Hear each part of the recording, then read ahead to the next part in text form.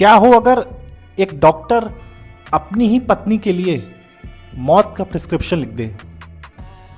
एक इज्जतदार डॉक्टर, एक भोला भाला पिता और एक पत्नी जो अपने पति पर आंख बंद करके भरोसा करती थी। वो डॉक्टर एक ऐसा खेल खेले अपने परिवार के साथ, अपनी वाइफ के साथ, कि जो सुने वो देख के और सुन के दंग हो जाए। जिस केस ने पूरे अमेरिका को हिला दिया। एक परफेक्ट मर्डर, जो परफेक्ट मर्डर हो जाता, लेकिन एक बेटी आती है और अपनी माँ को इंसाफ दिलवाती है। इस केस के बारे में हम लोग बात करने वाले हैं आज। ये केस है 2007 का।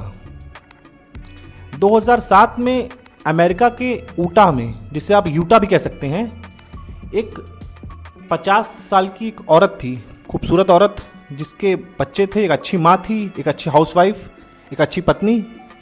उनका नाम था मिशेल मैकनील। उनके पति डॉक्टर थे, डॉक्टर मार्टिन मैकनील। दूर से अगर आप देखें तो ये फैमिली बिल्कुल परफेक्ट थी, कोई प्रॉब्लम नहीं था, सब बहुत खुश थे। लेकिन सिर्फ दूर से ही, जब इस परिवार के बारे में जानोगे आप तो पता चलेगा कि इस परिवार में बहुत सारे राज थे। डॉक्टर मार्टिन मैकनील, उनका एक अफेयर चल रहा था बाहर। जिप्सी विलिस नाम की एक लड़की के साथ डॉक्टर मार्टिन का कई सालों से अफेयर चल रहा था। अच्छा, इस बारे में मिशेल को कुछ भनक हो जाती है, तो वो अपने पति से पूछती हैं कि ये इस औरत के बारे में।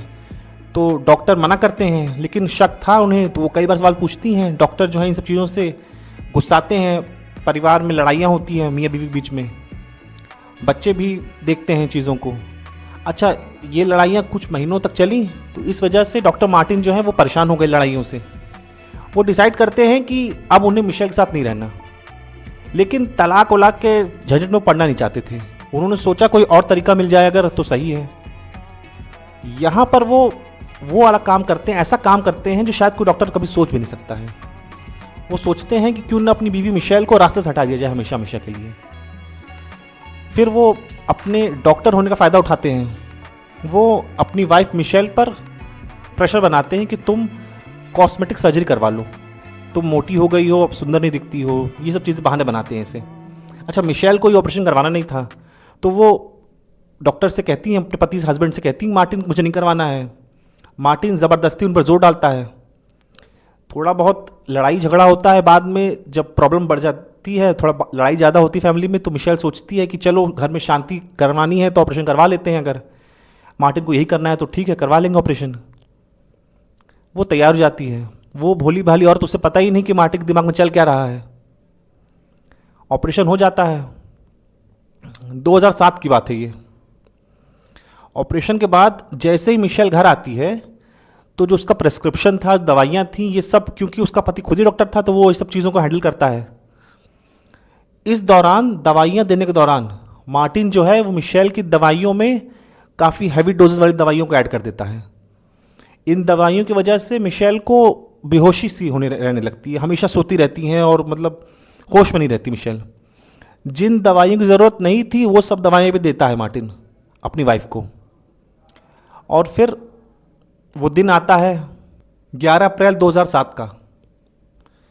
मिशेल धीरे धीरे रिकवर हो रही थी अपनी इंजरीज से। मार्टिन उसे उस दिन काफ़ी ओवरडोज, बहुत ज़्यादा दवाई देता है। जितनी प्रिस्क्रिप्शन नहीं थी उससे भी ज़्यादा दवाई देता है। इस वजह से तकरीबन मिशेल पूरी तरह से बेहोश हो जाती है।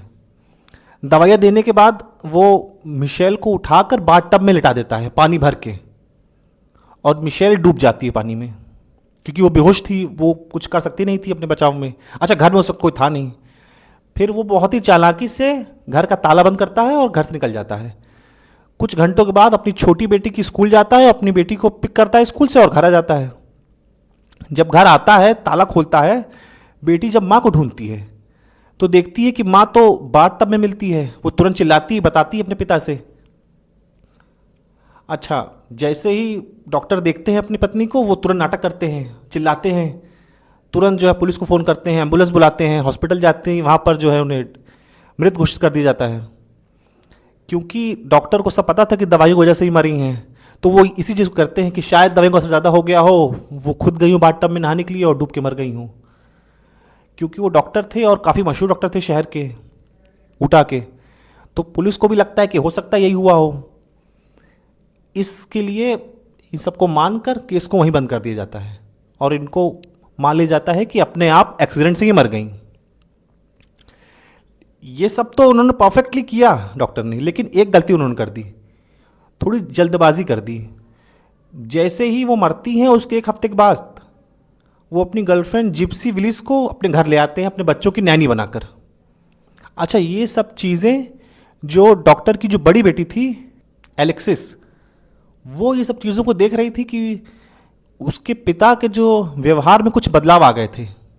एलेक्सिस नोट करती है इसे, उसे शक होता है क्योंकि जिप्सी विलिस के साथ जो नज़दीकियाँ थीं उससे उसे खटकता है। वो जब उसको शक होता है तो वो इस चीज़ की जांच करती रही, अपनी माँ की दवाइयों को चेक करती है, जो एक्सीडेंट हुआ उस चीज़ों को देखती है तो उसे अजीब लगता है। उसे लगता है कि शायद उसकी माँ की मौत नेचुरल नहीं थी। जब उस केस को थोड़ा गहराई में देखती है, दवाइयों को चेक करती है, उसके डॉक्टर से मिलती है, अपनी माँ के डॉक्टर से जाके मिलती है, तो उसको लगता है कि उसके पिता कहाँ थे। अच्छा, जैसे ही मार्टिन को पता चलता है ये बात कि उसकी बेटी इन केस में इंटरेस्ट ले रही है, वो जांच पड़ताल कर रही है, वो गुस्साता है, अपनी बेटी को डांटता भी है, लेकिन बेटी मानती नहीं है, वो लगातार जांच पे लगी रहती है। इसके बाद डॉक्टर मार्टिन वो काम करते हैं जो शायद कोई पिता ना करे। वो एलेक्सिस की कार का ब्रेक फेल कर देते हैं। एलेक्सिस का एक्सीडेंट होता है, लेकिन खुशकिस्मती थी उसकी, वो बच जाती है। वो जैसे ही बचती है और हॉस्पिटल जाती है, वो तुरंत पुलिस को बुलाकर ये बता देती है कि इसके पीछे उसके पिता का हाथ है।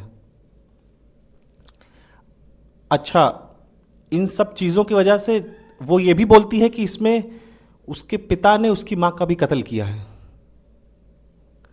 इसके बाद केस ओपन हो जाता है, ये वाला उसकी माँ वाला, मिशेल वाला केस। जितनी भी उसको बेटी को, एलेक्सिस को सबूत मिले थे अपनी माँ के लिए, अपने पिता के खिलाफ, वो सब ले जाकर कोर्ट में अप्लाई करती है।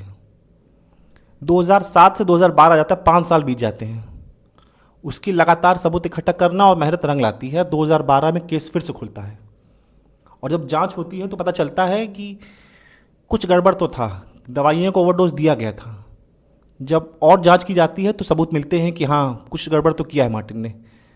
केस खुलता है, जब जांच होती है सबूत भी मिलते हैं मार्टिन के खिलाफ, और 2012 के एंड तक मार्टिन को उम्र कैद की सज़ा सुनाई जाती है। मतलब एक बेटी ने जो भी मेहनत करी अपनी माँ को इंसाफ दिलाने के लिए, वो सब रंग लाई मेहनत। एक डॉक्टर जिसे लोगों की जान बचाने के लिए उसने कस्में खाई थी, वो खुद ही लालच में और इन सब चीज़ों में पढ़कर, गलत चीज़ में पढ़कर अपनी बीवी की जान ले लेता है।